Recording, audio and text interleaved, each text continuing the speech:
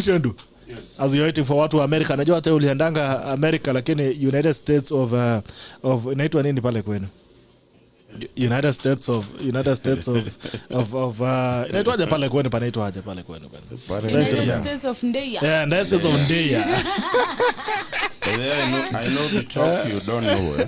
How is the state of Ndeya saying? I'm a very big fan of American politics. I started learning about American politics when I was in class 5. Yeah.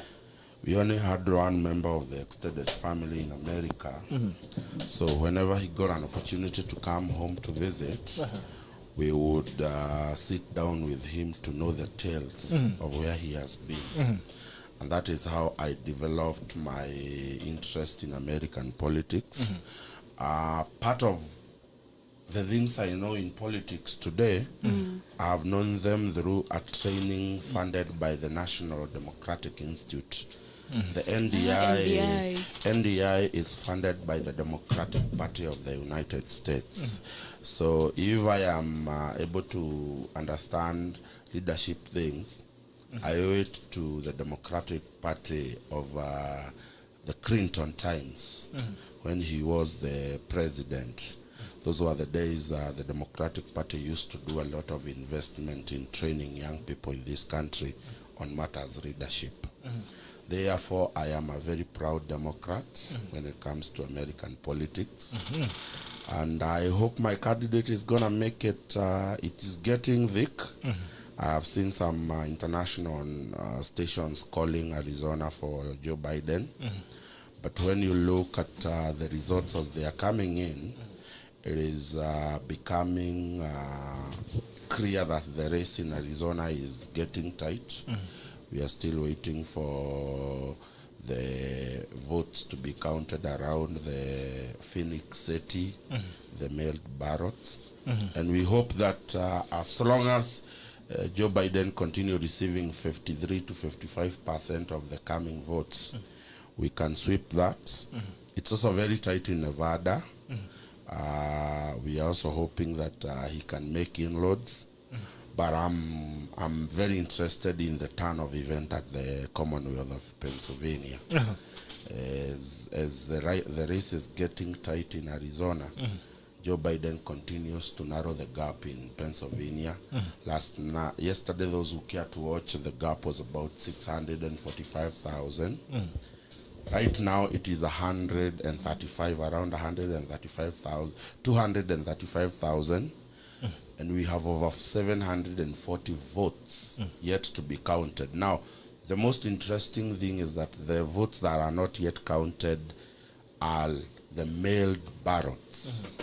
And the results of the mailed ballot in the Commonwealth of Pennsylvania, they're giving them to Joe Biden 4-1. For every 5 ballots counted, mailed ballot counted, is that 4 are going to Joe Biden. If you translate that to percentage, is that he continues to receive 78% of the ballots that are being counted. So if he can constantly keep that number, he is going to turn the state of Pennsylvania, and Georgia is another tricky place. But if he can turn the state of Pennsylvania, I can assure you that Arizona and Nevada will be for bragging rights. He will have attained the 270 electoral votes. Nimeona kweli ulikuwa America. You mentioned the NDI and it's not funded by the Democratic Party per se. Yes. But when the Democratic Party is in power, they enjoy some privileges. There's also a national Republican institution around NRI. Yes. Yeah. So they're the ones who've currently been enjoying the privileges of the time that we were being trained by NDI, they were being funded by the party. Yes, and we enjoyed some fundraising from the current Speaker of the National House of Representatives, Nancy Pelosi, the congresswoman from the state of California. Those were the days she was coming up. So I think for me is I like the hybrid kind of politics in America. It means that you as you give attention to the state of California that has the biggest electoral votes, you also have to give attention to Maine with 1 electoral vote, or the District of Columbia. That's the way they set up their system, that regardless of how many electoral votes each state may have, they are very important in the electoral college. So you have to give attention to every state regardless of how small it is. And I think that that's the key here, because the Democrats have won the last 6 popular votes. The last 6 elections, the Democrats have won the popular vote. So you can imagine, if we were looking at the popular vote, the presidential candidates and the biggest parties would overlook the small states and concentrate on the popular vote. But the way they have set the electoral college, it is that even that 1 electoral vote in Maine matters a lot, because it can get you to the magic number of 270 votes. So let's see what happens. But whatever happens, I'll tell you, the Americans now no longer have a moral authority to dictate to us on our party divisions in this country. Because regardless of whoever becomes the president, that is a divided nation. It is a divided nation, because the moment each candidate crossed the 200 electoral votes, it tells you that that nation is divided right in the middle. The beauty about America is that they are not divided because of partially race plays a role in America, but mostly they are divided because of the way the Democrats or the Republicans have held the economy, the issues of gun control in the South. The American from the South, they believe you should not control how much or how many guns each one should own. It is a subject there. And of course, the coronavirus has become a subject. All of a sudden, it has taken, actually, the exit polls are showing that the economy is #1, and then the coronavirus is the next one that they are handling. So let's see what happens. And those who are saying we are busy, we are idle analyzing American politics, I will tell to them, there is a saying in Kikuyu that says, that he who does not move around only thinks it is only his or her mother who knows how to cook. So please, don't just dwell on BBI and Baba and Guru. Expand your knowledge on matters, international politics. And I have just seen something, moving away from the politics of the US. There's something I But also, before even to go to that, does an America need BBI more than us? Because now it looks like Trump is going mad on that. Huh? Should he be sending BBI to America? But surely Bitok. And what happens in America? Is there the winner? Are we dealing with winner take it all? We are also sharing seats there. No, we don't share seats in America. If you win the presidency. Now, actually, people are talking about the presidency. They are forgetting about the governance structure of the United States. And what will surprise you is that it is now possible that we will have a president who does not have the lead in the Senate. We have about 4 seats, 4 Senate seats remaining. Nebraska, I think we have all of them, and if you look at the 4 seats the Republicans are leading, that means that we may end up with Joe Biden being the president and the Republican still maintaining the leadership of the Senate. We also have had the Democrats' majority in the House of Representatives has been reduced. So what happens is you become the president, but you have a very powerful legislature in America. The representation system in America dictates. And if you people remember when President Barack Obama was the president, it took Joe Biden as the vice president to work along with the Senate Majority Leader, guy called Mitch McConnell, to be able to do bipartisan bills and help the government move on. One of the bills being the healthcare, the Obama healthcare.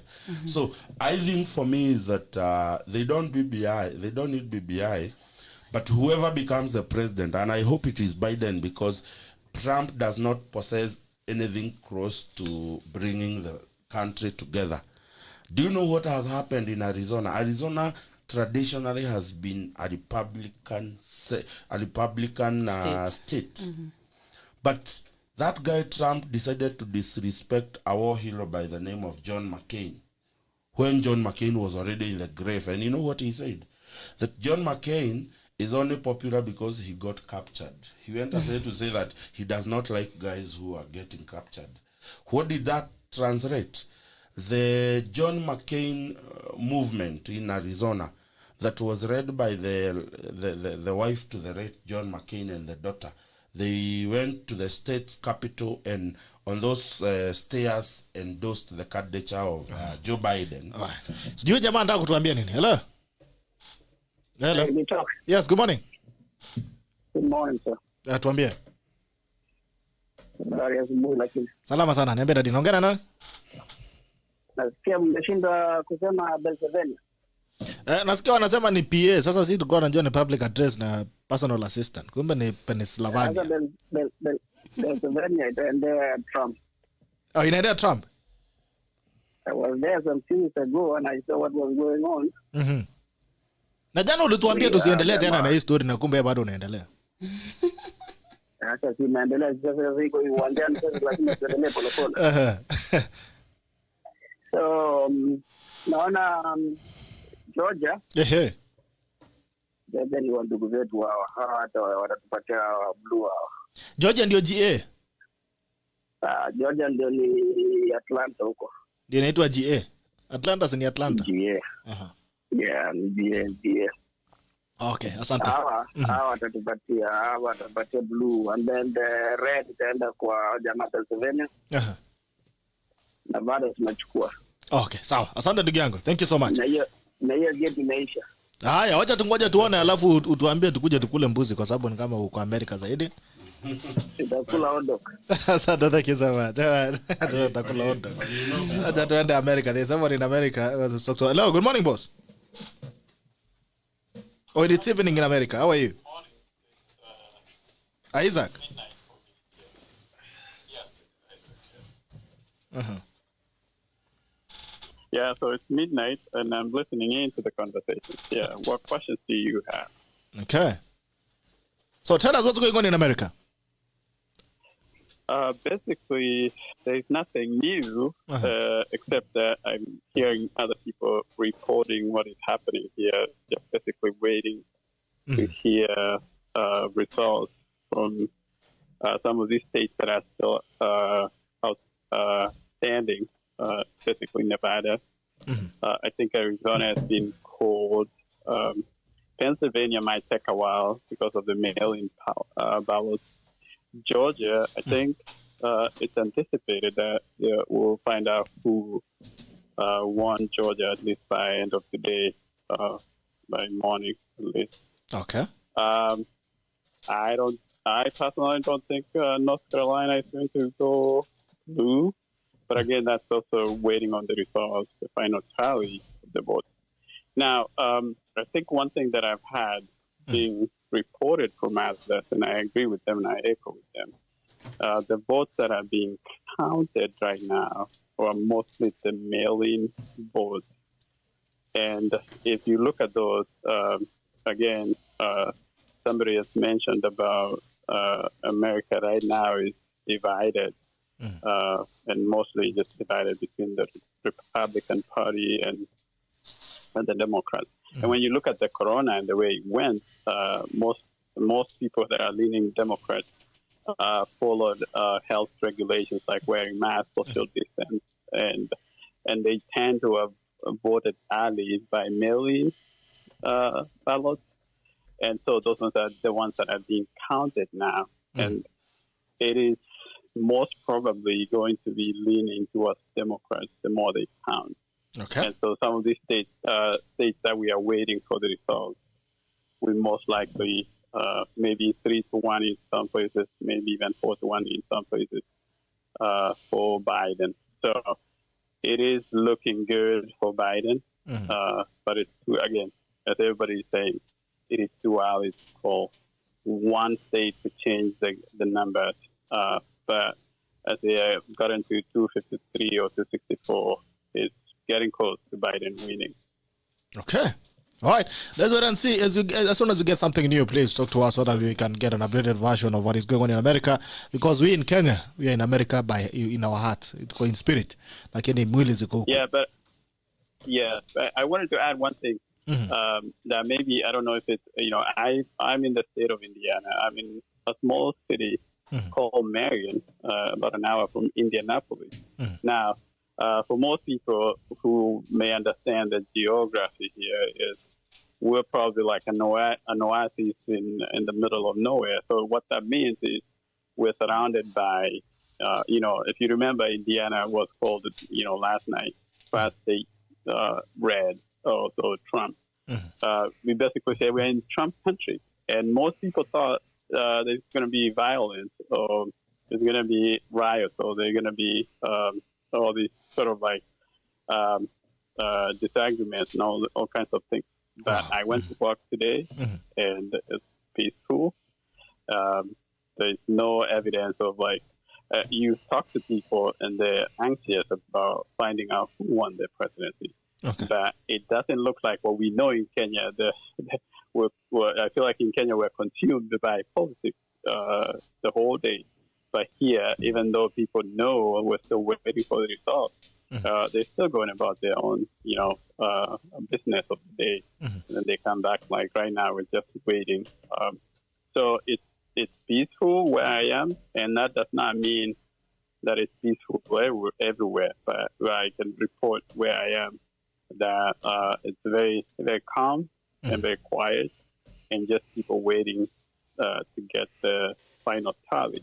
And some of those states, we are hoping that we'll get the results before it's morning our time or evening your time. All right. So there's no evidence of any violence that's going to break out in Indiana.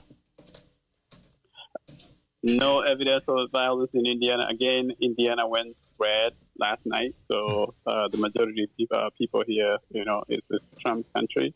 But again, there's no evidence of. There's not even a feeling of being in a Trump country. It's just obviously that before elections there were a lot of conspiracy theories about what might happen and how long it will take for us to find out.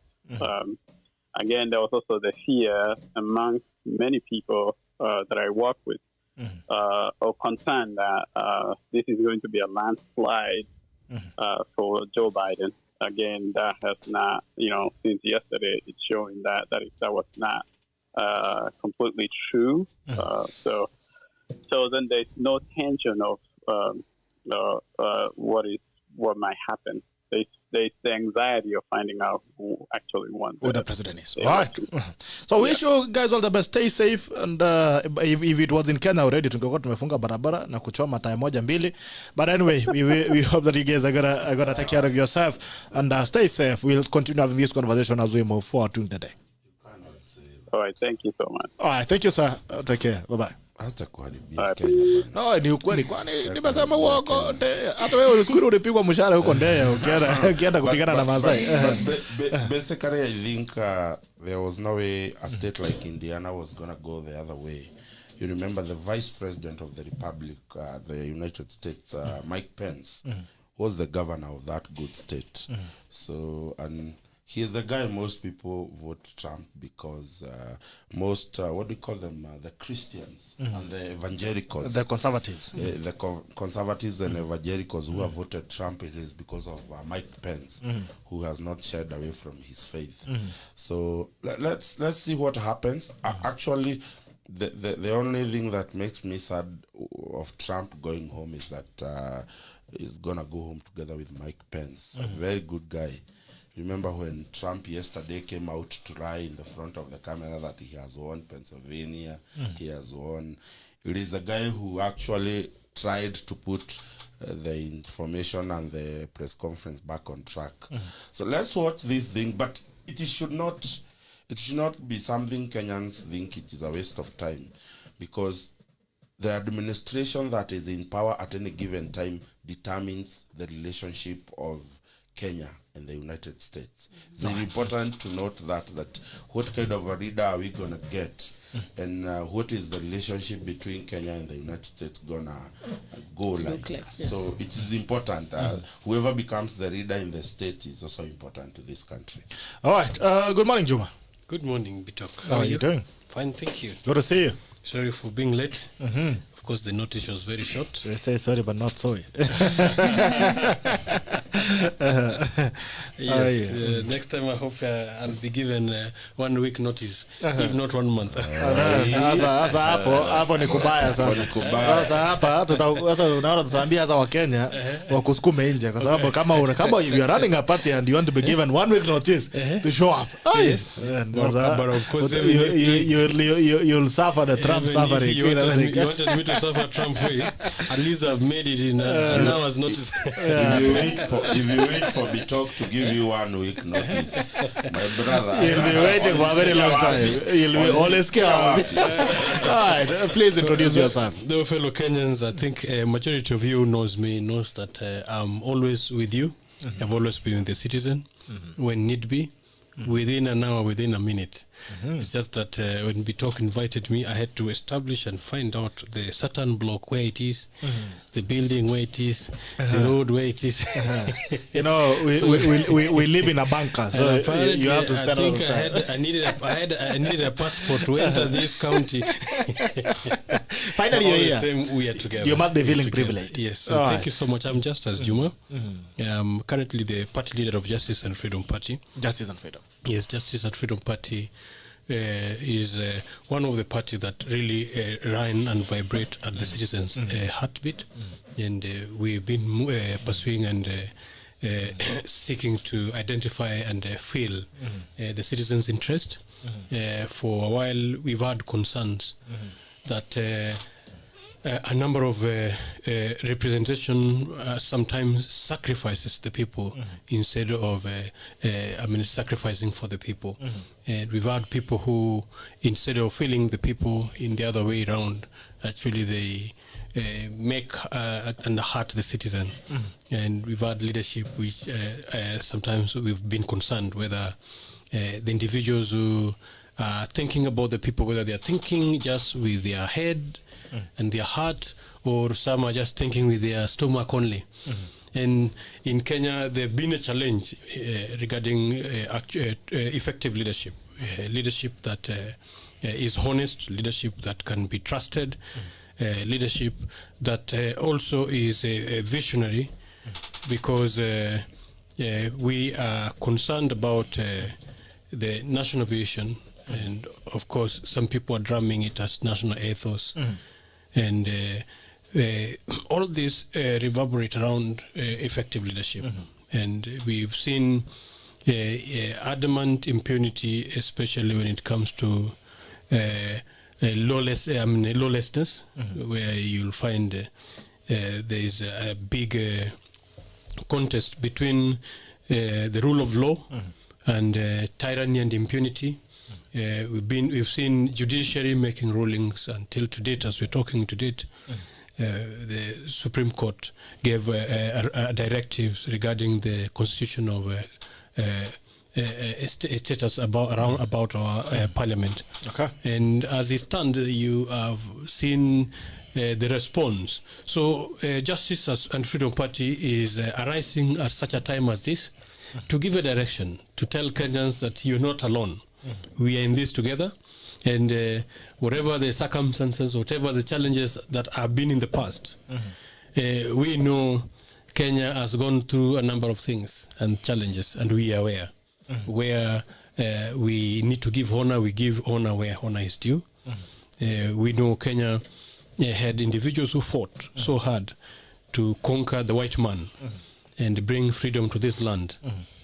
And we are really acknowledging them and praising them and honoring them.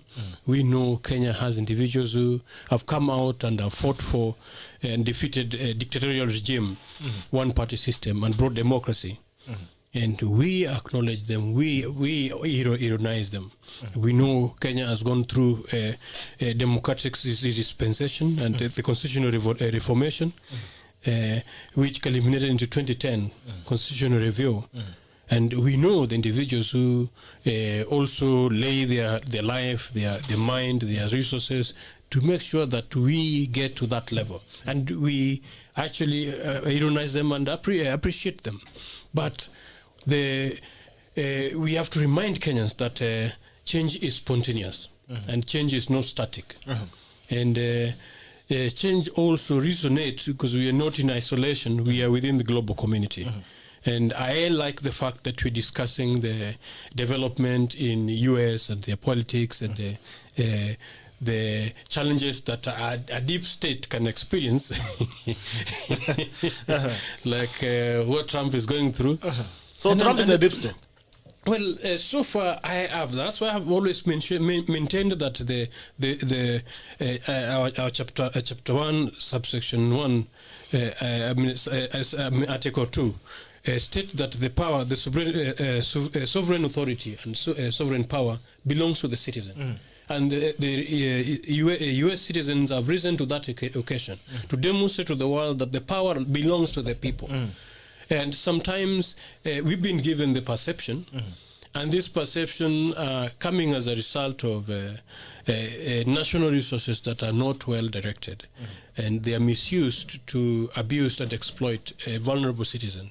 And people have used it to showcase power, to intimidate others, to threaten others. And I think even avenues like media, and I appreciate and thank you for bringing these alternatives, because alternatives have been lacking in our community, and some of them actually have outrightly been biased and geared towards the owners.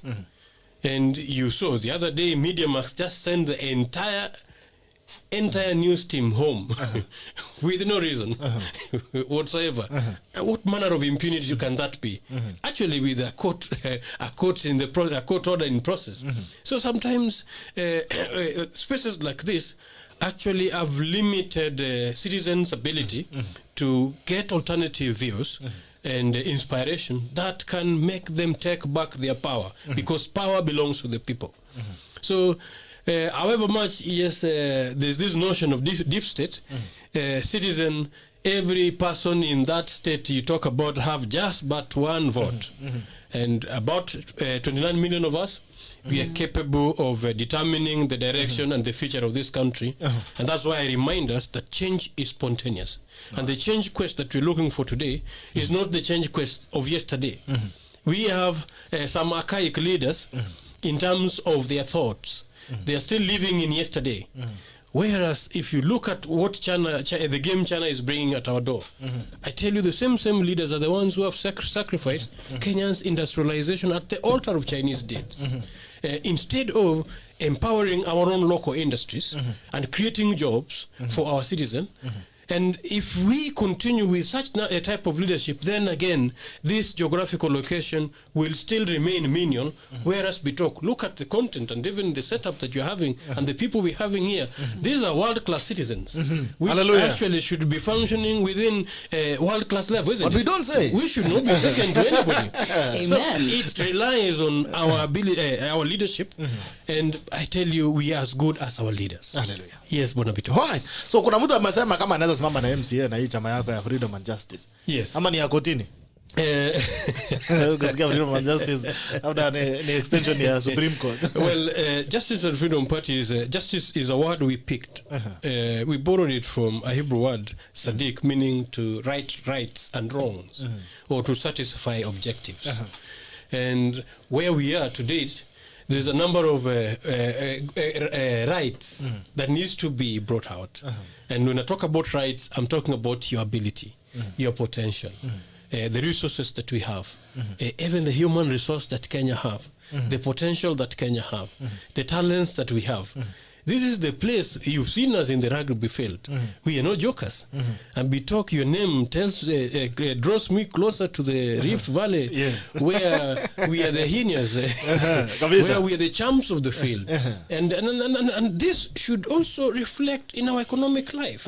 So if that is not being brought out, and all that is being brought out is this economic mischief and demeanors, thieves who keep on exploiting citizens' resources, in tribalist. Actually, to date, I've always reminded Kenyans that we are never tribalists. It's the politicians who are tribalists, who decide and gather themselves in terms in tribal cocoons, and use that to define Kenya. That is not Kenya that we know. Kenyans are very good people who would want to wake up every morning and go to their businesses, and all they need is a suitable working environment to deliver, where we can, because Kenyans' resilience, my friend, if you were to compare Kenyans with other states, or even United States, I'm sure is not comparable. Kenyans' resilience is actually way ahead. And all we needed was a little bit of a boost, especially through leadership. And the Kenyan story will be different. But also, there are also wrongs that we will share as we continue. Okay. Right. As we close, there's someone who is asking, what's your vision and mission as Freedom and Justice Party? Yes, as Freedom and Justice, just from our name, satisfying, yes, objectives and exonerating. Then freedom is to allow Kenyans to experience their full potential without limitations. And there are a number of areas that we're focusing on, especially on education, on economics, on environment, on identity, on health. There are a number of proposals that we put on the table and we've been sharing, and actually we've been implementing with various partners. And we have actually been on this game on those areas for over decades. Working with Kenyans to make sure that those areas have a solution that are really Kenyan solution, not imposed or colonial imposed ideas. Mushendu, there has been a story on ICC that has been going around. Yesterday, Murathe came out and said the government is not interested in reviving the cases. Na amesema ya kwamba rais will never wish that upon his worst enemy, leave alone his deputy president. What do you think is going on in the ICC? At least finally, Murathe is coming out to speak some sense. You think that is sense? I don't know. I think it sounds like. No, I will tell you. I don't believe at any given day an idiot like Murathe will ever speak sense. That is an opinion of Mushendu. It's not an opinion of Chao Media. Gerald Bitok, that is entirely my personal well-thought opinion. I think for me, what they wanted to do with that case did not actually come out well.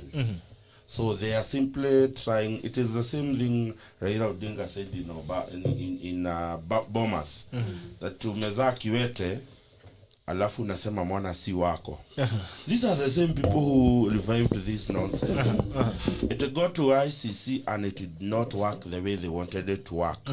And now they want to dissociate themselves with it. So I think for me the intention was to fix the DP. Unfortunately, going to the ICC, it did not work the way it should work. And therefore, the best scenario possible for Murathe and company is to come out and think that they can deny it. We do not think, it is very suspicious at the time that that case is being revived. It is very suspicious on who are the people who are pushing for this case. So therefore, I think for me is that it did not work the way they wanted it to work. It is not going to work to their advantage. So if it's not helping them, why should they own it? I'm telling you, if that thing was going to fix the DP, you would hear Murathe saying now everybody should carry his own cross. That would be for you. Because, surely we are talking about national healing. As much as you may not like the DP, as much as you may have reservations on so many things, we keep saying this country is greater than anybody else. And like DP or don't like him, the reason why we have the government we have today, it is because of the DP. And I hear people saying that Atiruto anasemanga alitusaidia kushinda. Kwani alikuwa na kura ngapi? The question is, who went to look for Ruto in the first place? It is the president and his battalion of soldiers.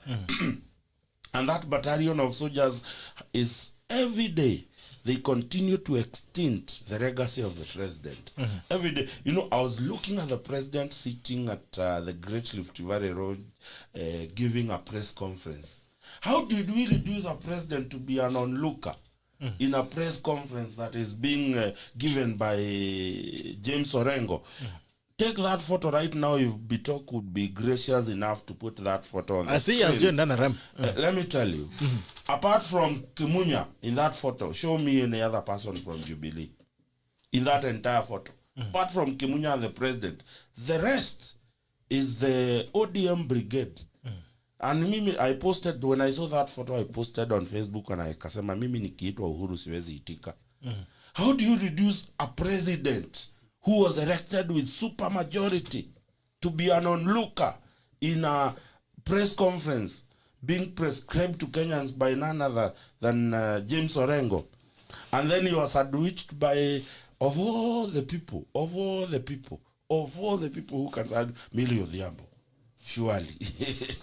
you know, so for me, the ICC was a flop to those people who tried to revive it. It did not work for them. You may not like the DP, but surely this country is greater than any other individual. We must look for ways we can foster peace. Because Kenyans hawananga shida. Mimi tukikutana na my friend here, we will do business. Shida inakujanga wakati wa uchaguzi. So hii BBI si ya Wakenya. Hii ni ya viongozi. They should settle their scores out there. I was in a burial committee last night. We are laying Mzee Nakod Moroka in my neighborhood today to rest. And they were discussing the program. And because the mama that, not the Mzee, the Mrs. Moroka, we are laying her to rest, she's a former nominated councillor. So we had to incorporate politicians in the program because she was a politician. But one of the demands by the committee members is hatutaki wanasiasa wakuja ongea BBI. We don't want it. Hata whether you support it or you don't support it, don't speak BBI during the burial. Na tukasema mwanasiasa akisimama, majina yako, where you come from, umechaguliwa wapi, full stop. That is the height at which Kenyans do not want this thing. Because who are those people who divide Kenyans along ethnic lines?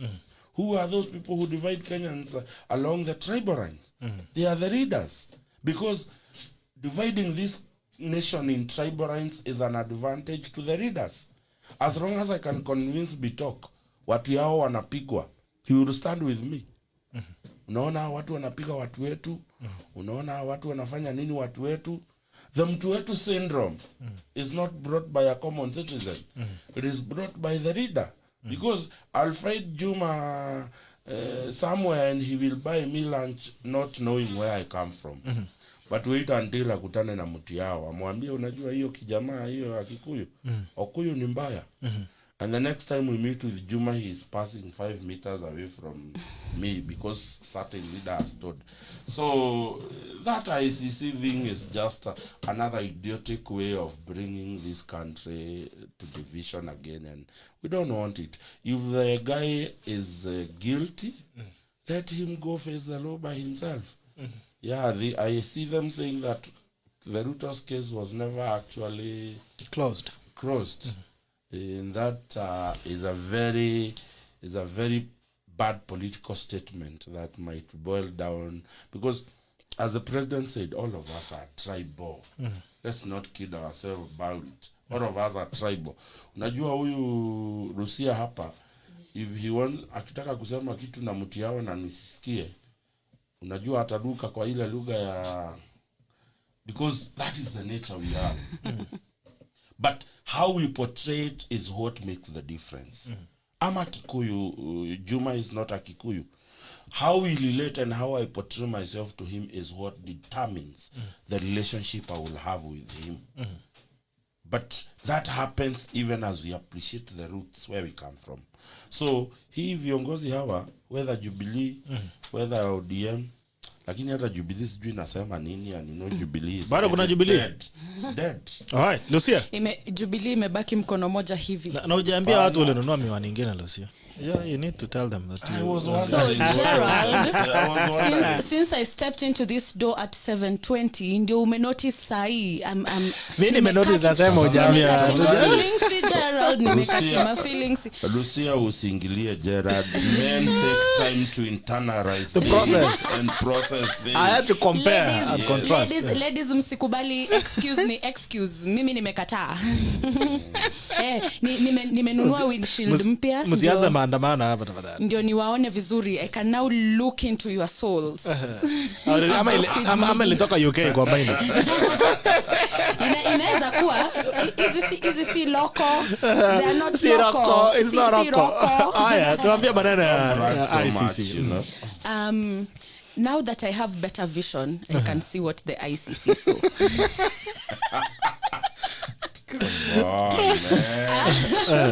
In my honest opinion, I think history could bring back the ICC cases was a measure of state intimidation and bullying. But then the ICC saw right through it, and they just refused to be used as a pawn in a game that has nothing to do with them at all. They say Ruto's case is still open, but I don't remember them saying Uhuru's case was closed either. So they are all still open. So, ukitaka kurudisha yote. Yeah, and he's treading on very dangerous ground, because trust you me, we are fed up with Uhuru, and we are really, really fed up. And you know, a lot of crimes against humanity have happened under his regime. And according to our constitution, he should take responsibility for that. So if he's going down this road, just because he wants to prove a point, then I think I'll be happy to lead Kenyans to prove a point to one Uhuru Muigai Kenyatta and just show him that sisi ndio wale tumefika. We are the Kenyans, na sisi ndio tumefika, na ni sisi tuko na nguvu. Because Gerald, all the people who have died of COVID, that's murder. It is not. It wasn't a necessary death. Everyone who has died out of famine or flooding, that's murder. We pay taxes, and these things are budgeted for annually. So the fact that people are dying under his regime out of causes that could have been avoided, he's murdering Kenyans. He's a murderer. He's just murdering us. And he's looking at us dying, folding his hands, and doing nothing about it. He doesn't give two shits. So if you are going to the ICC, Mr. Uhuru Muigai Kenyatta, let's go. You have a lot of things to answer for. Hey, Juma. Kimeumana. Magro. I am one believer in the rule of law. And the issue of ICC is a very sad situation, which we did air our views regarding, and we are still actually very concerned about the handling of the entire process, because ICC was born out of the 2007 election. And the 2007 election, what Kenyans went through, and may their soul rest in peace. And Bitok, you know, sometimes we also need to think and even reason for posterity. Because I used to share a panel like this with one Dr. Uko, and if I can only imagine that now he's not there to defend himself and to state his voice. Then Dr. Uko Nairobi University. Yes, we should be reminded that every moment we have, actually it is that moment. And that is why in our generation, in our time, we need to do what it takes to make this place a better place. So that, as they've always promised, but they are liars, as you say, that never again shall Kenyan die because of election. And never again shall we lose properties because of an election. They've come out in the public and actually shook hands and prayed. Never again. And just recently, don't take it very far, in Muranga we lost innocent lives. And at this pace and under this rate, we are still going to lose so many lives based on the nature of politics that we're having, because treachery begets treachery. Tyranny begets tyranny. And then when hate is being spewed all over, instead of issues, I wonder why people have individualized the national issues or our nationality, our nation. I wonder what perception somebody have that make him think that he can just own us. I wonder how selfish somebody is, that he thinks that the entire tax collection should just belong to his pocket. And then I think it brings out some qualities that actually to us on the other side, we will categorize as being very evil, being very satanic. I don't mean the building. And are virtues which actually cannot inspire the next generation, and they are bad leadership quality. And this is what birthed ICC in 2007. It was bad politics. They preached hate. Those videos are still online, and they used youths who actually burned and destroyed themselves. They paid using the same money, and people are actually on record. And we raised concerns that this justice needed to be addressed, because justice delayed is justice denied. And to date, there have been no effective response on the perpetrators and the evils that were done on this innocent land called Kenya by certain individuals whose interests now we have seen. To date, what we expected was moving forward, and we are not moving forward to forget, but we can forgive, especially matters that needs restitution. And when they are raising up this matter of ICC, and they are raising it on the basis of the case is not closed, I would be a proponent of justice who will push, because we do not want hope deferred. In Proverbs 13:12 says, hope deferred makes the heart sick. And we are not going to defer Kenyans' hope again. Kenyans require true justice. So if somebody feel and knows and have evidence, because it was the file was closed in quotes, because there were lack of witnesses, isn't it? There were all those manner of allegations. If that is able to, they're able to sort that out and bring that to the table for the people of this land, then Bitok, that one will not go against that. And if every individual that are concerned, because the spirit of the law is that you are innocent until proven guilty. If everyone can prove beyond reasonable doubt that there were evils or crimes that were committed, then that one I would allow the perpetrator to carry what? Their cross. But when we come back to Kenya and political leadership, using such straws or such issues as political agenda of intimidation and manipulation, these actually are very dangerous grounds, because again somebody will is trying to press on to the individuals, the victims who actually suffered injustice and it was never resolved. They're very easy psychologically to manipulate, and they'll jump and take pangas. And that's the ground that they are preparing. And as leaders, we cannot sit back and watch bloodshed, a platform for bloodshed being developed and being established in the name of political scores. I think that is very inhuman, that is very unjust, and that is unlike Kenya. And the Kenyans should be actually very keen and put such leaders where they belong, because those leaders does not belong in current leadership aspirations that we are looking for Kenyan citizens. Hi. Muchendu. We're seeing already MCAs have said consult us or we reject BBI. The president has been very categorical that study a conversation here BBI to likafunga. What happens? I think then the document is doomed. If they, I'm asking myself, what is the cost of building consensus now vis-a-vis the cost of doing a contested referendum? It is my humble submission that there are people within government that have been yearning, and they will make sure that this is a contested referendum for two reasons. One, it is a lot of politicians hanging around the president and Raila Odinga. They want to gain steam in their 2022 election campaign, and they believe a contested referendum during that period will give them the momentum that they want, so as to take them home. I mean, take the win home in 2022. They want a scenario of 2005. Remember 2005, the referendum contest ended up giving momentum to opposition in the 2007 election. So therefore, there are people who, for that particular reason, they want a contested referendum so that they can be able to get the political momentum that will drive them to 2022. The other reason, there are technocrats and politicians within government that have budgeted how to eat government money. And without a contested referendum, there's no money to it. There is no money to it. There is no money to campaign. There is no money to popularize the document.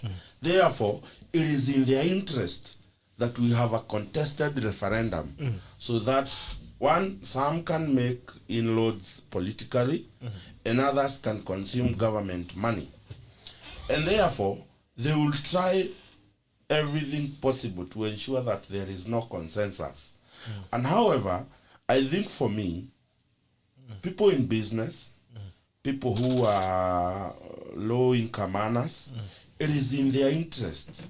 It is the interest of those people that we should have a consensus. Because I'll tell you, if we start popularizing BBI now, the politics of this nation will be intertwined together with the 2022 politics.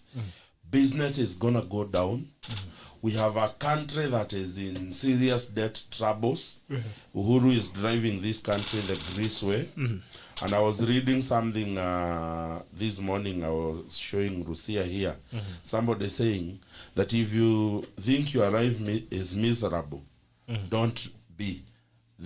Just know that there is a country somewhere that is willing to fund a referendum but cannot raise money for COVID-19 patients and pay their bill. And that is the country we have. Why are you insisting on a contested referendum? If we can build a consensus, that money that you would want the government to budget, because I have seen Kibicho engaging the provincial administration in trying to sink BBI into people's throats, why can't we build a consensus on the document? Then, after we build consensus, pass that document uncontested. Please, let's concentrate our funds on this issue of COVID-19 and how we can alleviate. But you know, I'm looking at that BBI Bitok, and I'm looking at a lot of mischief.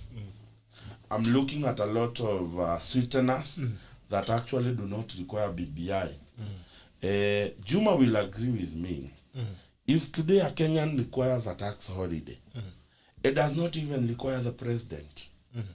It requires a gazettement from the Commissioner General of the Kenya Revenue Authority to give you a tax holiday. You don't need BBI to do that.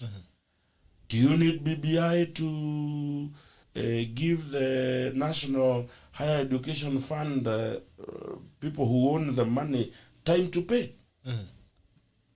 Yeah, just a gazette notice from the Minister of Education is enough to do that. In the afternoon. In the afternoon. So for me, I think what we need to do with this BBI, as the MCAs have said, can we unpack this BBI, put the administrative issues in BBI on this side, put the legislative issues of BBI in this side, like the issues of the business. I saw the business people do a presentation in Bomas, the business community in Nairobi. Those issues do not require BBI. They require Jubilee that was elected with supermajority and the goodwill of the leader of official opposition, Raila Odinga, and the president to rally the soldiers in parliament. Pass these things. Then we are left with what we call the constitutional issues. And that is where we now can have a conversation. Do these constitutional amendments really concern Wajiko? If they don't, can we come up with issues that concern Wajiko? For instance, I'm looking at that BBI, I cannot see. I am from out Kenya. 60%, 66% of income in this country is agriculture. Have I seen the what we call the minimum guaranteed returns on that BBI? We haven't. All I see is the president to appoint a prime minister and all those nonsense. So therefore, when we unpack this BBI, and that is why we are being rushed. I know you people have seen a timetable that has been given by James Orengo. Why do we have a timetable that is, number one, the other issue that they don't want dialogue. It is because dialogue is going to push BBI into constitutional issues because there is a legal requirement on the time frame for BBI to happen.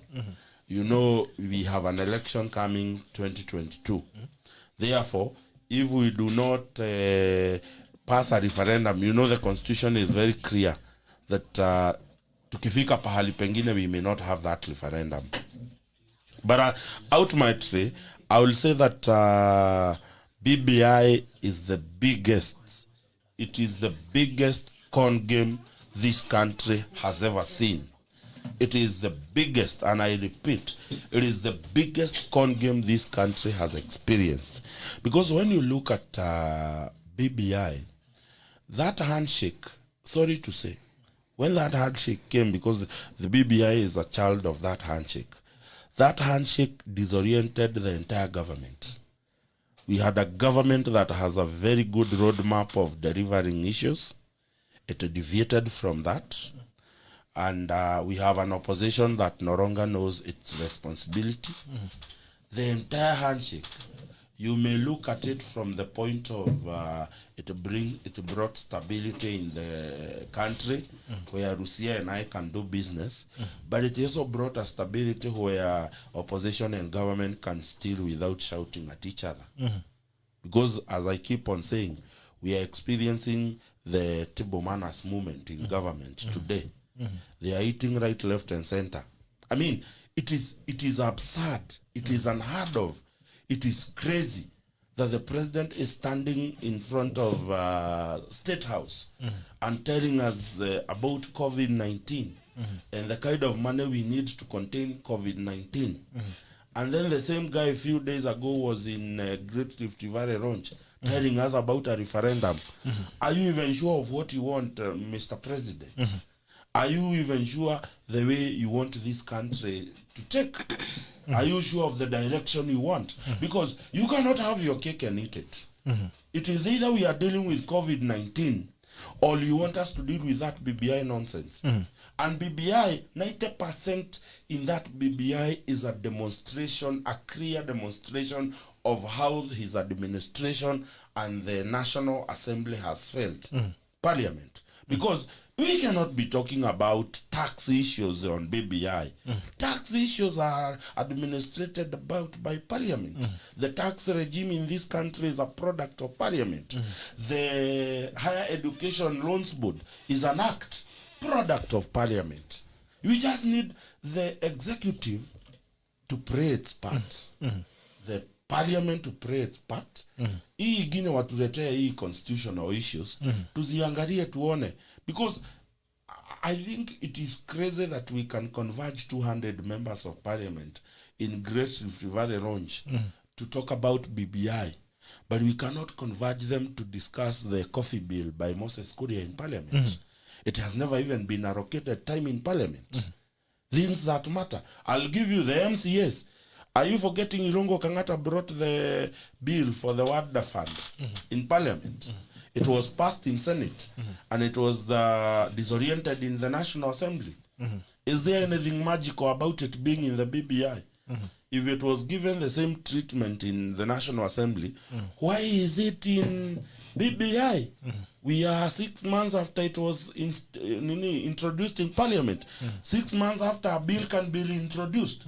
Why are they taking it to BBI? Let them introduce it back to Parliament. So I think for me, the MCAs have realized that this is a con game.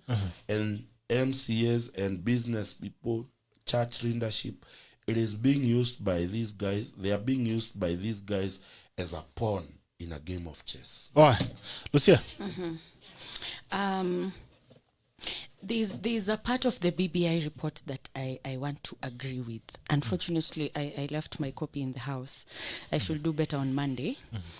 Should do better every day. Yeah. So now this part says that, it's actually Annex C, I think on page 96. Thank you. Administrative measures. And it says, what will it take for the proposed changes to be realized administratively? And number one is committed public officers. The other thing is what impedes the implementation of administrative action, negative attitude, systems that are created to fail, and inadequate funding. Now, I think in the entire BBI report, although I have not finished reading it yet, but I think in the entire BBI report, it's only page 96, 97, to 99 that are actually capturing the issues that will impede any good thing in this country from happening. And I really wish our leaders would focus on that. Because one, we don't have committed public officers. If the BBI report had come with a roadmap on how to increase the commitment of our public officers, I would be supporting it. But it does not.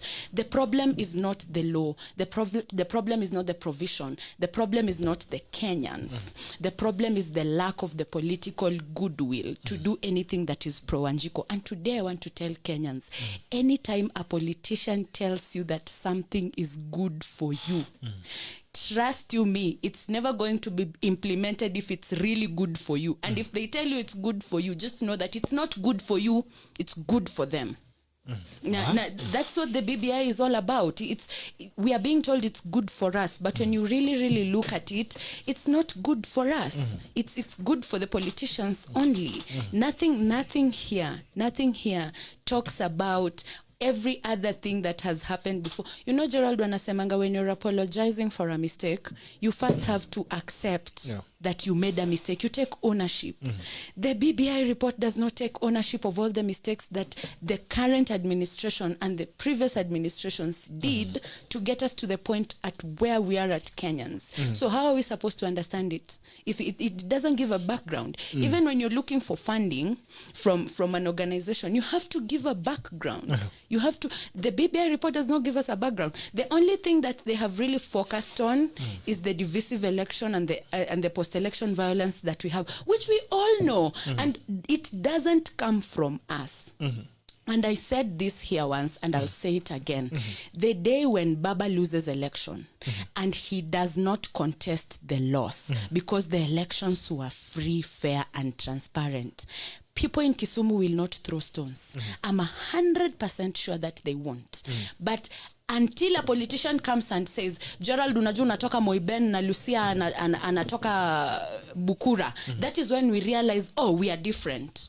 But the rest of the time, for 4 years and a few months, we are okay as Kenyans. It is until the election campaigns come around, ndio tuna realize, oh, kumbe na kuanga Mluya na ule na kuanga Mjaluo na huyu na kuanga Mkikuyu na Gerald ni Mkale. You know, it's stupid. We don't need the BBI report. I'd just tell our political leaders to shove it up their asses and consume it from somewhere, because apparently they cannot consume it from their heads downwards.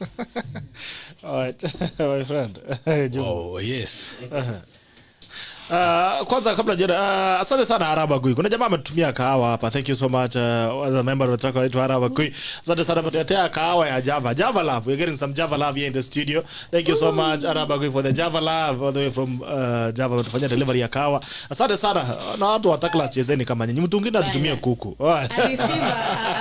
Receive a warm socially distant hug. Ai, Lucia amesema anakutumia eko kahaki. Lucia bana, shukuru beka hako Araba Gui. Thank you so much Araba Gui for that. We love you. The Taco loves you. Thank you so much for the coffee. All right, Juma. Yes, on BBI, our pronouncement as a political party has been public, and we find it impotent. We find it lacking pathway to the bridge itself. led. Come back again. That is very tweetable. That is tweetable, man. The BBI lacks a pathway to the bridge itself. Right. On the ground, if you've been following us since 2017, we led on calling for national dialogue. And by then, the country was really divided. Actually, people were calling for secession. People were calling for dividing Kenyans. There was already actually even a map of divided Kenya that was going around. And then this hostility was actually expressed in the professional bodies, in the business community, and in politics. You saw even the swearing in at Uhuru Park. Actually, the state that Kenyans has gone through mandated and needed a dialogue. But now the process of the dialogue is what went south. Because when we were calling for a national dialogue, we were calling for an inclusive environment where every individual, because it was a bottom-up approach. That's what we're looking for. Not a two individuals top-up approach, where you close yourself in the bedroom and come out with your interest and push them down our throat to adopt them as national interest. And these are now actually what are causing the resistance, because the number of areas which we have shed light on. If the process was all inclusive, then these contentions that are rising could not have risen. And the issues that they are raising with IBC, and number one, as Lucia said, the number of good things that they are being mentioned, but they're being mentioned abstractly. Because when you're talking about national ethos, which we really long for, how are we going to attain proper values? We did give proposal as a political party that the proper foundation to raise up, adjust, and morally moral citizens is on education curriculum. So if you do not address the education curriculum and still make a curriculum that is just geared towards earning a living, not how to live the life, then definitely we cannot arrive there. So if that solution is lacking, and that's why we had issues with the provisions that the solutions the report the solutions that the report is giving vis-a-vis the promises that BBI promised. Because when you promise that we are going to have national ethos, we are going to raise moral society, that is the desire of every parent. But if you can't give the how, and your how is the same instruments that has led us to where we are, then yes, we have a reason to say no. When you're talking about IBC, and we are saying that we need to IBC to guarantee free and fair election, and we've historically followed these things, because you remember the IPPG model. Actually, that's what led us to 2007 post-election violence, isn't it? So it's only a fool who does the same thing the same time expecting a different result. Yeah. And Kenyans are not full of fools. We are smart, we've risen and we've woken up, and we need things to be done different ways, because we've seen ways which works. And IBC's challenges mostly were actually induced by politicians. If you look at the Maraga ruling, it was mostly the Supreme Court ruling. It was mostly the infiltration. It was never the law. It was not even the system. It was infiltration, irregularities, and we could have expected to see these guys brought to book. You've not addressed, not even sorted out the individual who caused and broke the law. The person who invaded the server, the famous server that has never been opened. and now they're in government, I don't open and it. I mean the IBC server in that context. And these challenges, if they're not sorted, and we're expecting to get solution, I think we can deceive the Kenyans. Kenyans cannot be that foolish.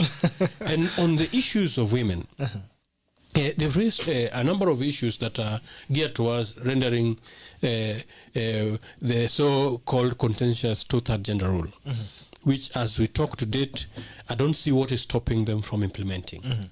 And the court has even gone ahead to make pronouncements regarding the two-third gender rule, which to date even by the virtue of their own cabinet appointments, always the president and deputy president is his as well.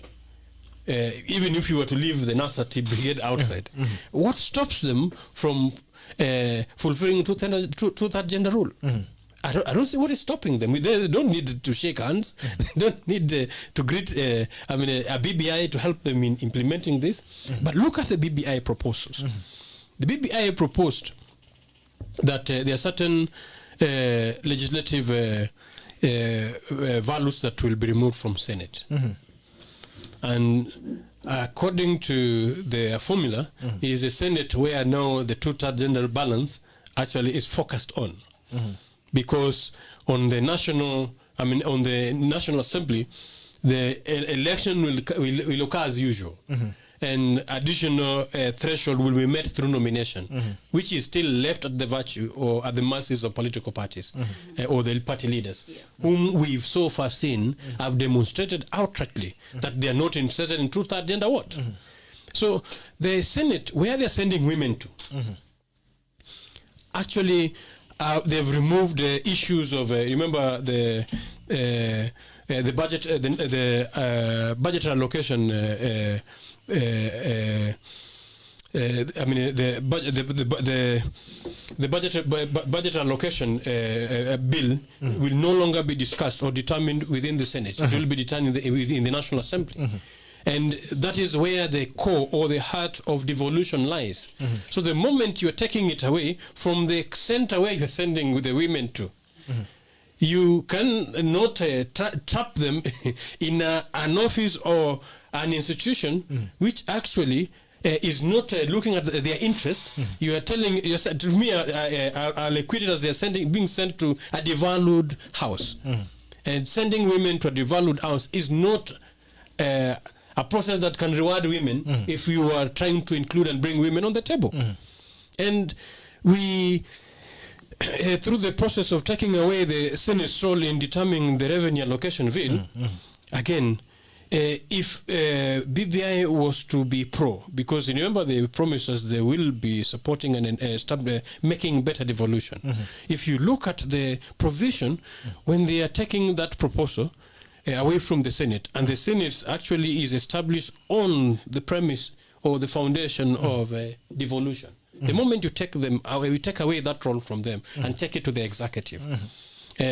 Are you diminishing devolution or are you strengthening devolution? And this same executive, if you go to the proposals that they are giving, because one major challenge into 20 and I hope, LUCIA, you were there then in 1992. 1997. 1997, LUCIA was 6 years old. Gerald unachoma. And let's come to 202. The elephant in the house was an imperial presidency. And that has been one of the major challenges of the overbearing executive. And the 2010 Constitution sought out independence actually and lay down some power in certain institutions, which, as we're talking right now, we expect to strengthen and make independent. And instead of making a judiciary, because the three arms of government should constitutionally operate independently for us to get a proper balance, especially for actually Mwananchi's interest to be safe. There should be proper check and balance. So if the president executive is allowed to nominate or appoint a prime minister from National Assembly, who will be answerable to the through the president? To the president. The president will be having direct control of parliament through the prime minister. The same president, who is an appointee of the president, who is also is now constitutionally through BBI is allowed to establish an ombudsman office and appoint an ombudsman to sit within JSC, which is again the other third arm of the government in the judiciary. And JSC actually is the boss of the judiciary, right? If you take the government, the executive's man to sit in the same commission, and it's controlling his agenda, as we've seen, because the presidency has been overbearing and is imperial. High-handed, and actually are the things that are actually has led to dictatorial regime that we fought against. So if we are bringing back that same scenario we went through, then again BBI is going against its promises. What it promised it was to sort is not what he's sorting. When you look at the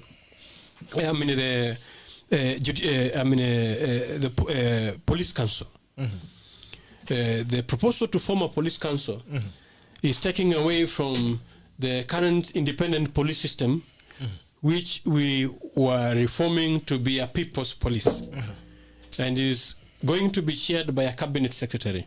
Who is the appointee? Who appoints the cabinet secretary? Is the president. The cabinet secretary is answerable to who? The president. So the police will be again back to being used the way they were. You remember, police could take you to court even in the middle of the night, and through infiltration of judiciary, we will have courts running in the night, and I think that is not working for the good of the Kenyan citizen. You know, that reminds me of what happened to Edgar Obare the other day. He had a case against Natalie Tewa, and he was presenting himself at Kiambu Law Courts. So guys come in uniform and they just take him before he can even talk to his lawyer, before they even get into court, and they're in police uniform. When Extendela followed it up to try and find out where Edgar Obare was taken to, the police claimed they were not the ones who took him. They have no idea who the people who took him were. Now, this is my question.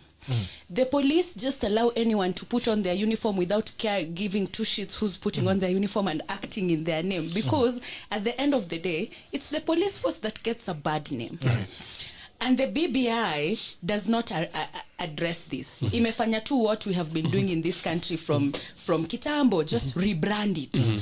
We rebrand. We keep rebranding and rebranding and never monitoring and evaluating, never changing the structures, never improving them, never even amending some bills to fit our new constitution. But we are very, very good at rebranding. And you see, the BBI, if I actually thought, because there was a point when people really tried to convince us that the BBI report was the solution, and I actually thought, and I said, maybe the president has sat down and seen that the Big Four agenda is not going according to his plan, so he needs to give the Big Four agenda a boost.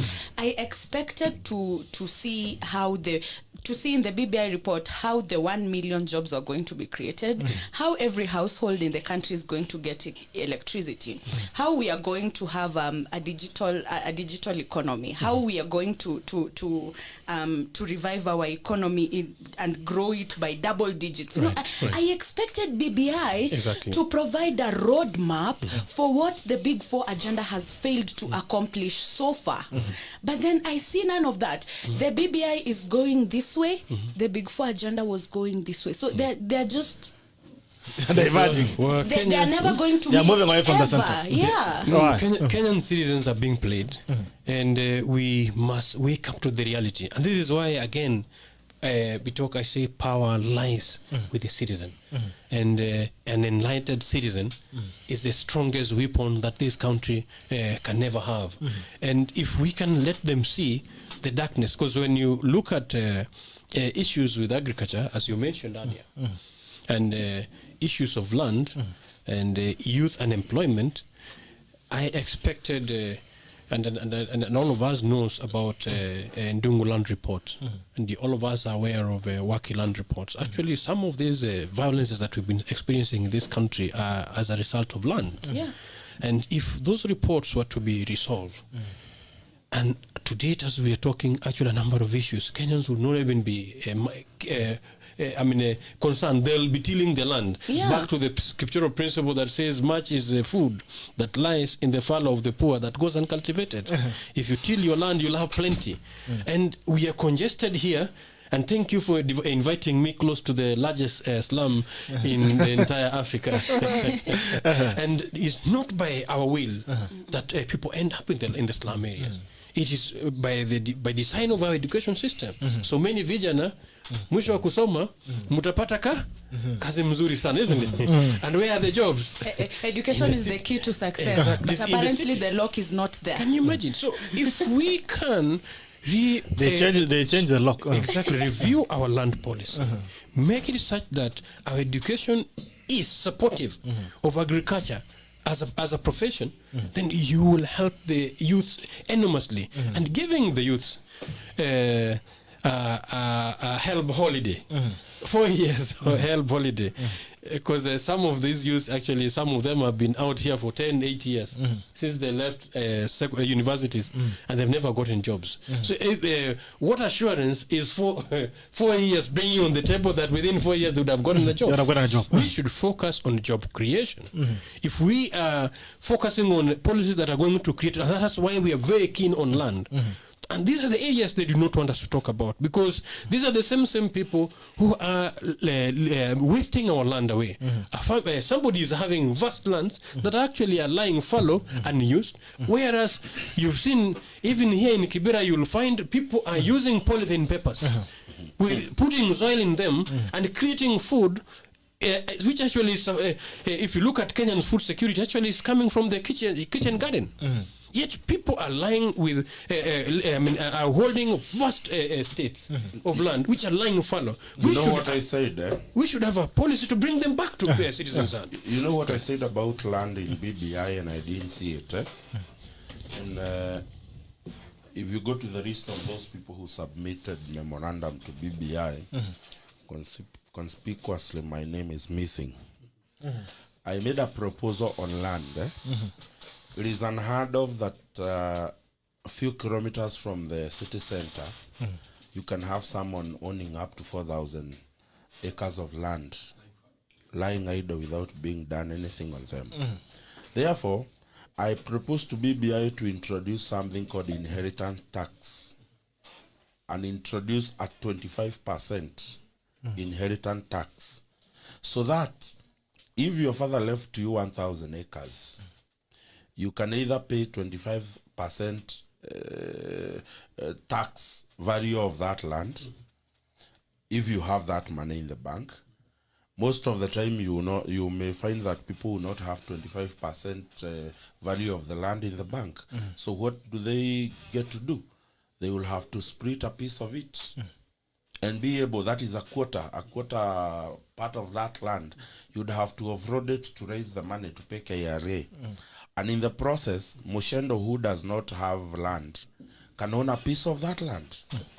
If we can introduce inheritance tax to those people who are getting that chunk of land, we will be able, in the next 100 years, we'll have dealt with big chunks of land lying idle around, because kids will continue splitting it as to pay the 25%, and the process, Kenyans who do not have land will continue having land. The other one, it is introduce an unused tax on land. That if you hold the big chunk of land and you're not using it, you attract tax on that land. That will help people who feel they cannot cultivate 1,000 acres. They can let go 200 acres to be able to cultivate the rest of 800. Because what we have reduced land into this country, we have reduced it as a security for taking loans. Someone has 1,000 acres here in Kenyatta Road and he can get 1 billion shillings from the bank. Meanwhile, that land lies idle because it is now property co-owned by him and the bank. So we have to introduce, whether you have taken loan on your land with any bank, we introduce tax that forces you to use your land. It does not sit idle there. It does not sit idle. I mean, move from Nairobi to Mombasa and you ask yourself, why do we have slums? Why do you have Kenyans? Because we have allowed people to hold land and they have used it as securities in the bank. That ought to be the case. Because if we don't do that, we will continue saying that we have problems and issues. Another thing that BBI has taken casually, if you look at it, look at the way they have addressed the issues of land casually. Now, if I was a citizen of the coast I will not choose BBI. One of the people, the areas that has been affected adversely by the issues of land is the coast. Bitok, I own a piece of land in Ramu County.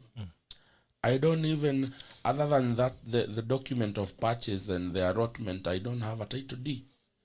Because 80% of Lamu County does not have title deeds. Go to, what do you call it, the Diani, places like Musambweni, places like Ukunda, places like Diani. The who is who in this nation have decided to grab the ancestral right of the people of Pwani. If you go to Diani Beach, it is entirely owned by who is who in this country. That is ancestral right to the people of the coast. Has this BBI, they are living without land. Yes, this BBI has refused to address those issues because the people on the driver's seat on BBI are the same people who are the perpetrators of rat grabbing in the coast. So therefore, we are having a conversation that lacks honesty when it comes to BBI. If I was given an opportunity to speak to the president today, I look him in the face and tell him, Mr. President, you are not honest with Kenyans. Because what are the issues for Kenyans? One of the major issues for this country is land. And if this document has addressed the issues of land casually, then that document fails. The other issue is agriculture. What has this document addressed in terms of agriculture? Bear in mind, agriculture brings the GDP of this country 6%. 28% of employment in this country is from agriculture. Have we addressed the issues of agriculture in that document? We have not. 80% of everything Kina Orengo and company said in the Great Rift Valley the other day, it has nothing to do with Roko Monanchi. It has everything to do with interest of Wajiko. Do I care whether Akikuyu is a president? It should not matter who is the president in this country if we are honest.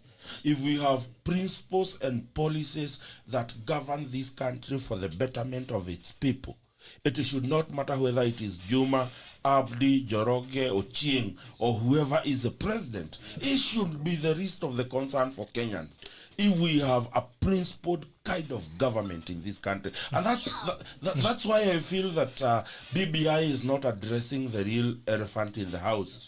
It is actually a cosmetic document addressing the issues that concern leaders. These people, look at who is who in leadership today. Their fathers and mothers who is who in the former government. And the same caliber of leaders wants to ensure that their kids will be who is who in the coming government. As in, we have turned this country, despite singing about democracy, we want to make it a monarchy and an autocracy kind of government. And that is what the BBI is seeking to address. So therefore, we have not addressed the real issue in the House. The real issue in the House is being mentioned in BBI cosmetically. There's nothing that concerns the common mwananchi. And I think for me, as my friend here, Juma, has said, that document lacks a pathway to the bridge itself. All right, asante sana Mushendu. Let me read the comments here, alafu tukirudi to you look at the last topic as we close in today's broadcast. Kimgano kunasema Kibicho, we lack it very soon. Chris Link anasema good work, keep going with that spirit, thank you. Aisa Kiblaga Chiri anasema protest reported at Maricopa County, Arizona. Woi, umeanza kuchoma mataya bado Arizona. Woi, America. I know Wisconsin has been called in Biden's favor. Yeah. So I'm not sure about Arizona. Arizona, there's a group that has stormed into a polling station. The biggest Americana. Yes, it is called the Americana County, where the city headquarters of the capital city of Arizona, Phoenix, is tweeted. They have walked into a main tallying station with placards shouting, and the entire police is there in Phoenix trying to calm down. In fact, they are reporting that they have now adjourned the counting until they can normalize the issue. Oh, no, Tulambo. Yeah, you would also be surprised that it is not only in Kenya where ballots get stealed. In America, we are having a report that I saw a report a while ago, and I'm going to get it to you in just a minute. Yes, it is here. We have, from the Fox News, authorities in Arizona are investigating after more than a dozen ballots were stolen from a mailbox and discovered last week at a farm. The Arizona State Attorney General office... Stolen last week? Yes. The Arizona State Attorney General said Tuesday that a worker at a farm located a stack of unopened mail-in ballots on Friday near the intersection of 99th and Glendale Avenue and reported it to the Glendale police. The Glendale Police Department shared on Facebook that the man who made the discovery, Brian Ruiz, located a total of 18 ballots in the field underneath some concrete and locks. It is the reason why the Trump supporters are storming the tallying station. What if those ballots were never lost in the first place? What if the people from Trump's camp? What if, okay, I'm assuming I'm Joe Biden. Yes. If I want to counter this narrative, what if I go and say, but my person saw person A, B, C, D yesterday hiding those things under this, and I know they have been working with person A to go and dig them up so that they can pretend they found them. The beauty about American politics is before they can learn to, the only thing they can learn to the Supreme Court of Arizona and ask is a recount of the ballots. And if you ask for a recount, you pay for it. That's the beauty about the American politics. So let's see what happens. But we really hope that the world of democracy, that is the United States, does not crumble, because don't be too happy. I've seen Kenyans shouting. It is not in the interest of this world for such nations to come crumbling down, because it will signal a different direction for the community of nations. Yeah. So we really hope that things can be on track. You have seen Trump has gone to court. He has filed for a recount in Pennsylvania. He has filed for a recount in Michigan. He has filed for a recount in Georgia. Let's just let's see Americans make us proud by remaining the beacon of hope they have been in the past. We can only hope. Yes, we cannot allow them to have a movement, a Kofi Annan movement. But no, but you know what gives me hope is You love a Meguna moment. There's a group of 4 ladies. Miguna ashatuma application. The squad. Wachaneni na general. He's doing his job. So there's a group of ladies who are in the previous Senate in the United States of America, and they call themselves the Squad. It's 4 women. And I know one of them because I saw a documentary in which she was featured, and I actually love her. I love Alexandra Ocasio. Oh my God! If anyone can hook me up, please. She's a young woman, but she's very vocal and she's very into policies. So she's driving change through policies, and she's achieving actually a lot for her people. It's encouraging. The other interesting thing is that there are now 4 Somalis in the house, and we have 2 American Nigerians. So it gives me hope that our generation does not look at the nitty-gritties of what the older generations were looking at. You know, there's even a transgender who's been voted in, by the way. Yeah, so the world is changing. We are realizing the world is changing. We are just trying our best to adapt the changes to our current situation. And that gives me hope. For that reason, I really, really believe America is not going to fall. No matter what happens, I believe that there are strong people who are able to hold it up.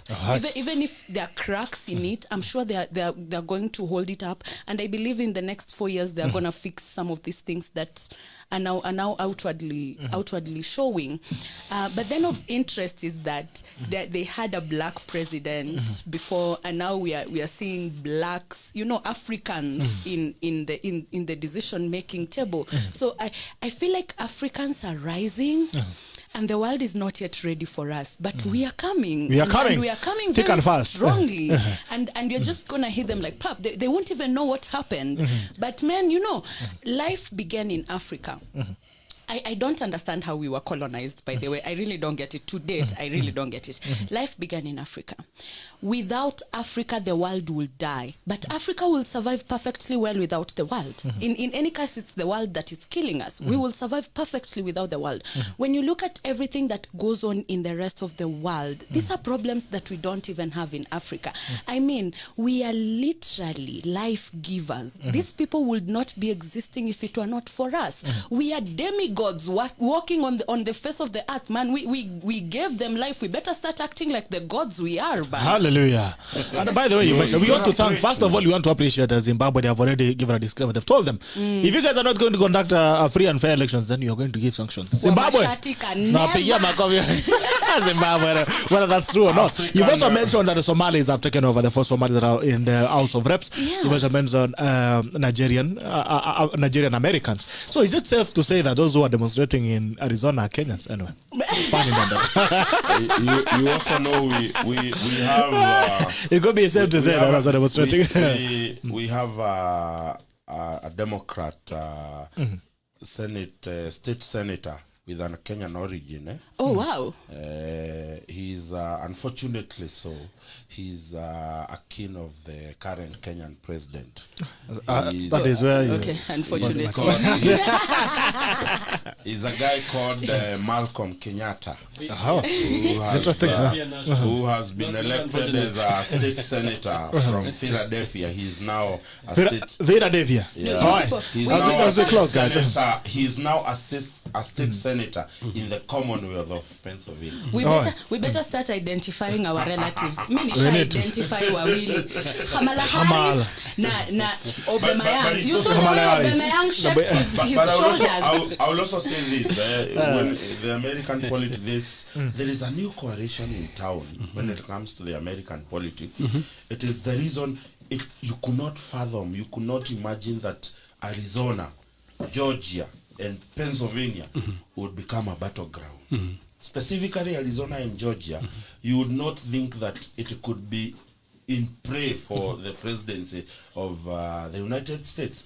Basically, Arizona and Georgia have gone Republican for the longest time.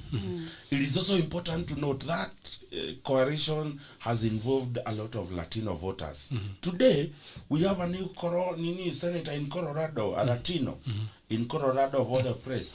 If today Joe Biden is leading in Arizona, it is a composition of the Latino vote, the urban voters who mostly are Democrats, and we have the black vote. Now that coalition of bringing Latino urban voters and the blacks together, it is unheard of in the American politics. And it's the reason why I keep saying that the growth at which American politics grow, we can only play the catch up.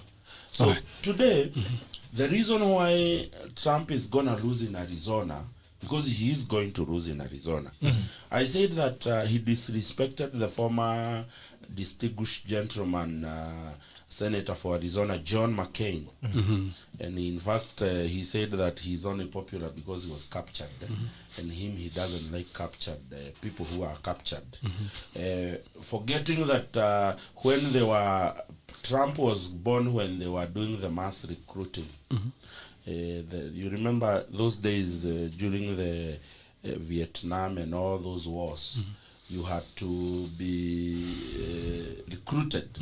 We know that Trump is one of those people who evaded being recruited in the U.S. Army. He was not in the army. He was not in the army. You have people like even Bill Clinton ran away so that he is not shortlisted to go to All right, the army. guys. Wakati ni mbaya. All right, as we close in, wacha nimalizana comments. Max Manson is at a place near Olympic Primary School. All right. Jerry Odis Okonga, the day we will stop abusing language. Abusing language, the day people like Mushendu will learn that you can disagree with people without hating, that's the day we'll move forward as a community. All right. DJ Mickey Royce was saying Mushendu destroy the coward and Murad completely. Emmanuel Kimsema Arizona flip to Trump, more than 600,000 votes still not counted. Nasikia kuna bado the boxes zimepotea pale Arizona. We are going to head there after the show to go and confirm ni nani aliiba ballot boxes. Hizo ballot boxes zilikuwa za nani. So from there we are going to call Kamala. You want to get a flight to Arizona to get to know what is going on in Arizona. Sultan Hari Tumbi anasema falling from Juja. Asante. John Burugu falling from Upper Hill Nairobi. Thank you so much John Burugu. You've been very loyal. I've seen you a new guy, but you've been very loyal. Asante sana. By the way, next week tutaanza kwa award loyal. Surprise. Ukikaka kidogo hivi na kupiga na zawadi. So uko unacheza kama wewe hapa. Simeon Kangare anasema watching from Kikuyu Town. P Mushendu saying it as it is. Murado Junior anasema falling from Mombasa Kipevu.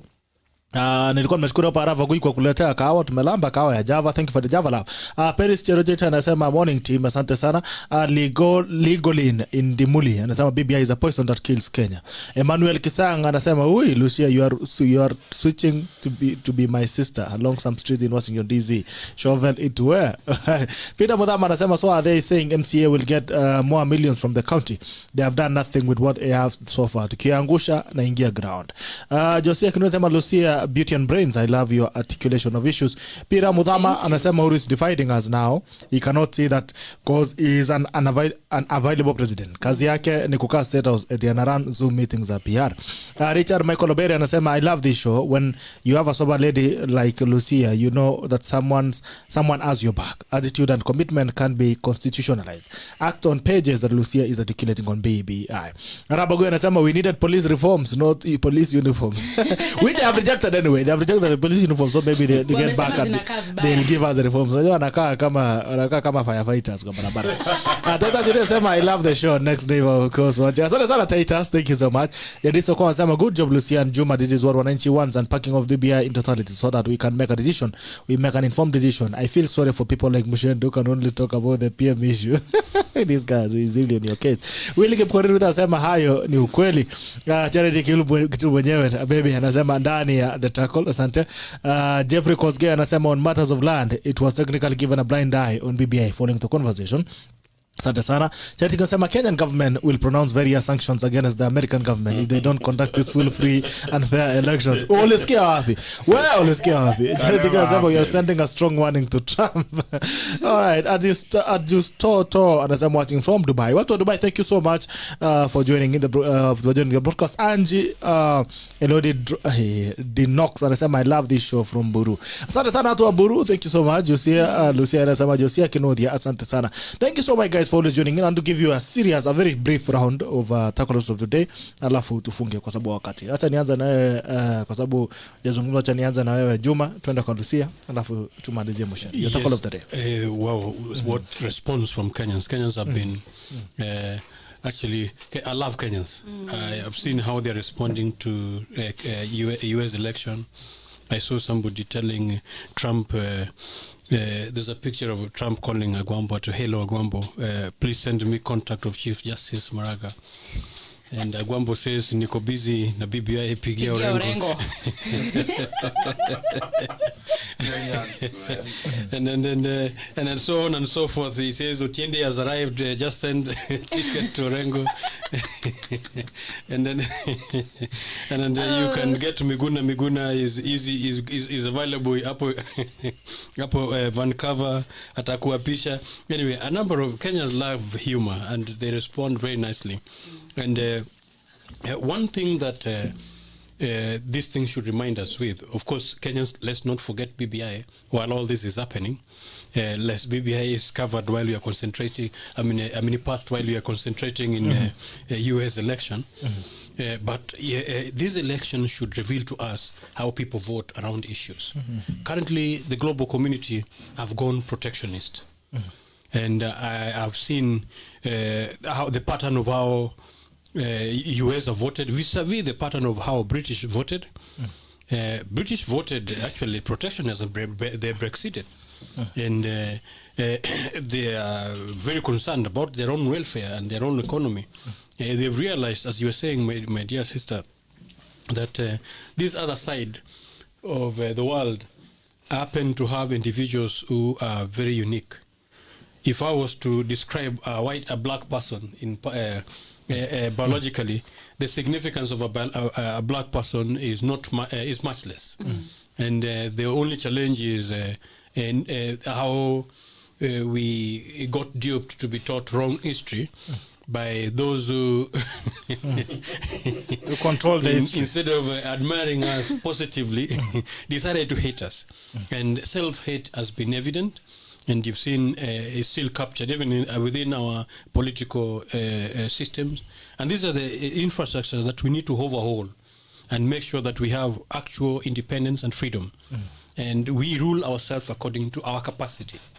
You can see the infiltration of our brothers in their ruling system because our potential is not stoppable. So if we can redefine ourselves, and that we discuss out, if you come to JFP on our portal, read about identity, you'll see a lot that we've covered about our history and our culture. And that is what also should have constituted the foundation of the model of the constitution we ought to be having. With this constitution, we are discussing whether BBI or these other things, we are still discussing symptoms and signs. If we were to go to the actual root cause, then we'll even overhaul the model and acquire the right model which is relevant with who we are and our faith and our beliefs. And this should inform our election next time, Kenyans. May the interest, national interest of your country drive you. These guys are driven by agenda. By the way, Trump, I didn't expect Trump to get this much votes.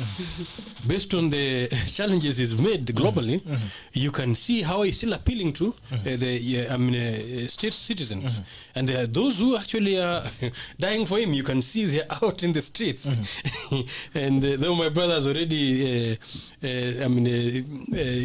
sent some censures for US, but you can see that they have something that they are standing for as a nation.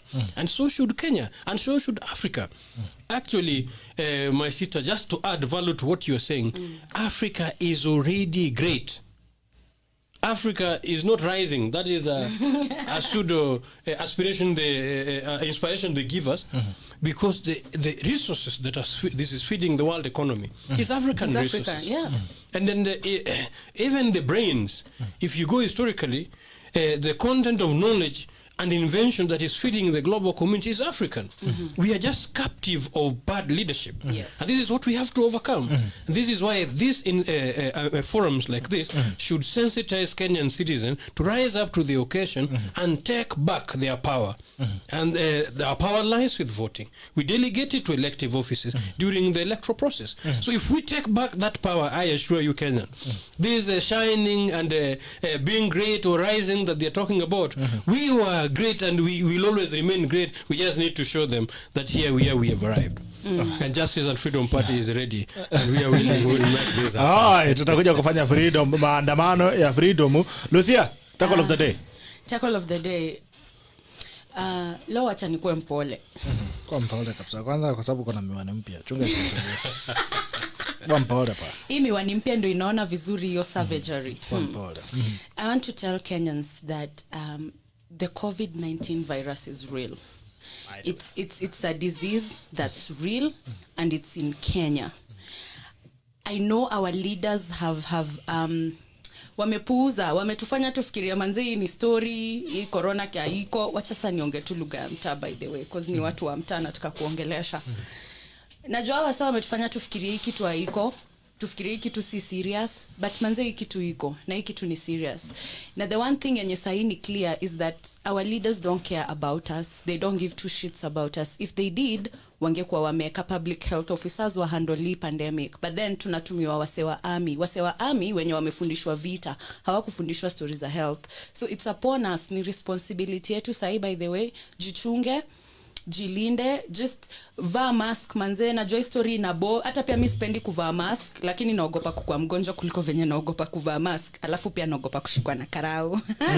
So vaa mask manze, ujiprotect, it's important. We ni wa maana, no matter what you're going through in life right now, hata kama una feel like shit, I want you to know we ni mtu wa maana na life yako ni ya maana, and we still need you. Even if we don't know you, this country will not be complete without you. We need every single life that we can spare to be spared. So please take charge your life yako, spare your life. Just know that Lucia AYIELA here needs you, and she needs you to be alive in order for Kenya to progress. So just wear any mask, sanitize manze, wash your hands, take good care of yourself, sensitize the person who's next to you. Si ati unavaa mask ndo usishikwe tu na karao, unavaa mask manze ndo usikwe mgonjwa. Cause one, hospitali zetu ni mbaya man, hospitali zetu ni mbaya, utaenda kukufa huko hosi. Alafu kitu ya pili pia tumesota, tutatoa wapi doa ya kwenda hosi tukiwa wasik? So prevention is better than cure. Hatuna doa ya kujipeleka hosi, na hosi zetu already ni mbaya. So tuvae ni tu mask ndio tu avoid hizi story mingi. Wear any mask. By the way, corona is real, guys. You know, in case you didn't know, corona is very real, and you need to stay safe. Moja story ya ukimbizana na gava. Maisha yako maza responsibility yako. Kama unataka ku stay alive, tafadhali vaa mask na usanitize na ukae ukiwa in social place, ensure that you have a mask. Na watu wa matatu bana, mwache ujinga. Na nani kujaza watu kwa gari? Mwachane hiyo upuzi. Kama ni mtu wa matatu una karao, kama unaacha matatu ipite na imejaza watu, ujue wewe naye will come and deal with you. Will do citizen arrest. So tafadhali, if you want to stay alive, tafadhali follow the government protocols. This is your life, you need to keep utmost responsibility. In fact, this was thinking yesterday, Uhuru angefungua hii kitu, kila mtu achunge maisha yake. If you want to stay alive, take care of yourself. You want to have your family, osha mikono, vaa mask. Lakini puzi ya kusukumwa. Nasema hii story, no. Kuna wenye wako very responsible. Ndio nimesema we need to know. If you want to die, you die alone. Wacha kutusumbua na pressure mpaka kazi hatufanyi kwa sababu ya. Don't let the few irresponsible people manze watu derail. Majority of us ni wa responsible. Kama uko na nguvu ya kulipa tax na umesota, we ni mse responsible bana. But this thing is real. Corona is real, guys. Be safe. Mushendu. Yes. You're talking about today. Today I want to address Kenyans on the issue of healthcare. In the last 2 weeks, I have attended about 9 harambees for people who are sick around my area, the neighboring places like Kikuyu, Lari, and one of the things that has come out very clear is that all those people who went to Harambee for do not have health insurance. And it got me thinking, how much does it cost for you to become an NHIF member? Because we are raising money, we are doing Harambees, especially those people who drive borders. We are doing Harambee for you guys. And it is not that we don't want to do it, but it will be responsible of us not to tell you the importance of having a health insurance. And therefore, I am appealing, especially to people with young families, to enroll in the health insurance cover so that you can make your life easier for you, your wife, and your children. That we are doing Harambees for as little as a bill of 50,000 because you are there. You cannot raise the money, and still you do not have health insurance. It is just costing you 500 shillings a month.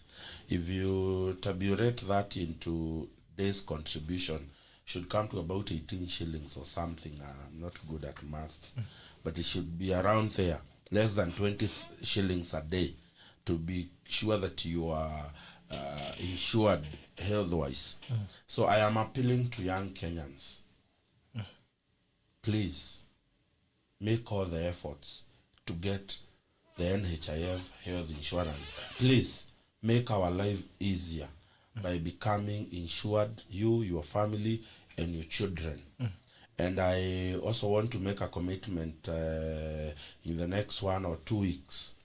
If we get people who are watching the taco that do not have health insurance, and they have expressed that they want to become members of NHIF.